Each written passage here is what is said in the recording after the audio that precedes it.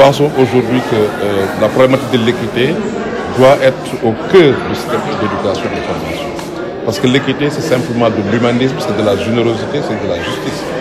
Aujourd'hui, nous allons vers l'ouverture des classes et nous nous rendons compte qu'il y a des millions d'enfants qui, eux, n'ont jamais eu la chance de faire le rang, n'ont jamais eu la chance de dire « moi, monsieur », n'ont jamais eu la chance d'être enrôlés dans ce système d'éducation et de formation.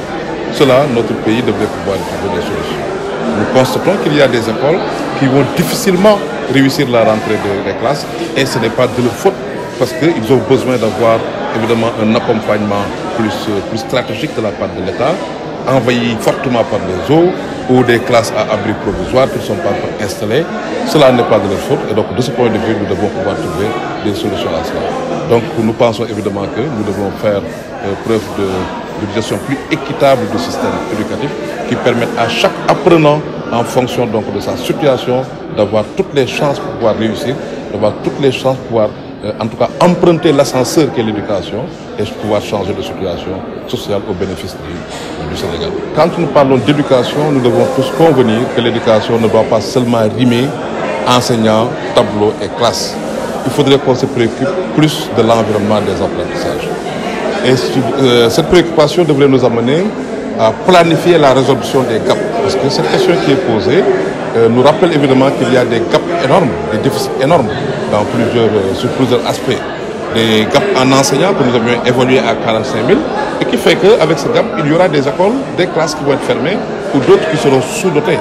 Nous avons des gaps en table-banc, des écoles donc qui sont aussi mal dotées ou des gaps en structure de sécurité, donc en mur de sécurité, des gaps en intrants.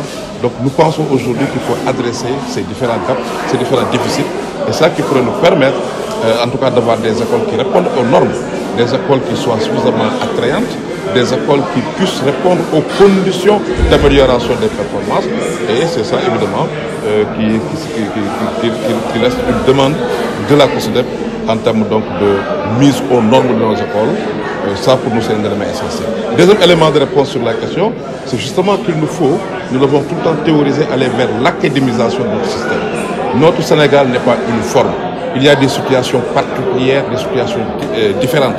Donc nous devons donner plus de pouvoir aux autorités académiques de sorte qu'il puisse y avoir des solutions locales qui soient trouvées à certaines situations. Ça, nous le passons. Nous avions même proposé jusqu'à devoir académiser, par exemple, le CFE. Il est temps qu'on puisse aller dans le sens de l'organiser au niveau de chaque région. Académiser le calendrier scolaire, aller dans des pays plus complexes que le nôtre comme la France. Ils ont 3 calendriers en fonction des zones géographiques. Ici, le Sénégal n'étant pas uniforme, nous devons avoir certainement des entrées différentes, avoir des stratégies différentes, même si nous devons avoir une sortie unique.